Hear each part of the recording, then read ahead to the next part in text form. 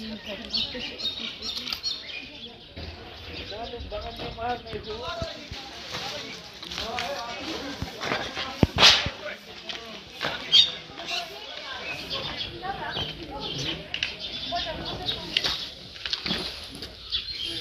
the wake of the devastating Pahalgam attack, which claimed the lives of 26 people last week, security forces have intensified their crackdown on suspected militants and their families. At least 9 houses belonging to the families of wanted militants have been destroyed as part of the ongoing operations. This aggressive tactic, however, has sparked reactions from political leaders in Jammu and Kashmir who are urging authorities to exercise caution and avoid alienating the people of the valley. The demolitions began late on Thursday night with the destruction of the house belonging to the family of Adil Ahmad Thoker, who is a member of the Pakistan-based militant group Lashkar-e-Taiba. Thoker is believed to have been involved in the Pahalgam attack, which targeted a group of tourists and a local resident, leaving 25 tourists dead.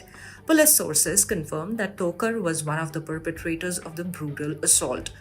Following the demolition of his house, the security forces moved swiftly to target other properties connected to active militants in the region.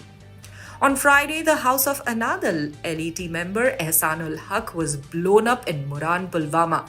The explosion was so powerful that it also damaged the homes of at least 10 neighboring families. By Saturday night, a joint team of security forces arrived at Nas Colony in Bandipora of North Kashmir and summoned residents to gather in a nearby field. They then destroyed the house of Abdullah Shargojri, whose son Jamil Ahmad had joined the militant ranks in 2016. The destruction of Shargojri's property was just one of several similar incidents across the valley as security forces targeted the homes of militants' families. In Kupwara, the family home of Farooq Ahmad Tedwa was also blown up. Tedwa, who is a militant who crossed into Pakistan in 1990 for arms training, has been out of touch with his family ever since. His relatives, now homeless, express their frustration and confusion over the demolitions. While the government has intensified the demolitions as part of its crackdown on terrorism, these actions have prompted strong reactions from political leaders in Jammu and Kashmir who are warning against collective punishment and the potential for widespread alienation. Jammu and Kashmir Chief Minister Omar Abdullah urged authorities to tread carefully. He emphasized the importance of distinguishing between the guilty and the innocent, saying, "Punish the guilty, show them no mercy, but don't let innocent people become collateral damage."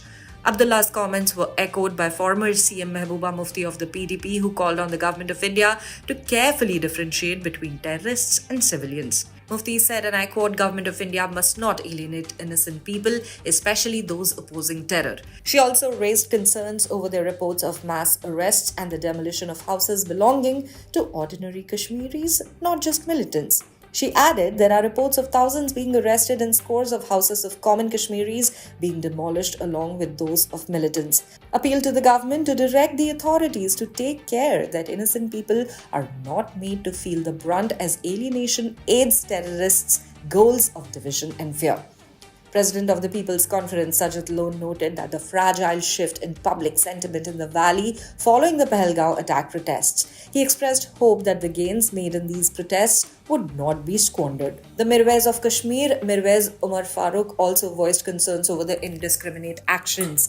He urged the government to avoid punishing innocent families while pursuing justice for the victims of the Pahalgam attack. This aggressive approach by security forces has raised legal concerns as well. Last year, the Supreme Court ruled that demolishing properties without following due process solely based on the involvement of a family member in criminal activity is against the rule of law. The court had directed that officials engaging in such high-handed actions be held accountable.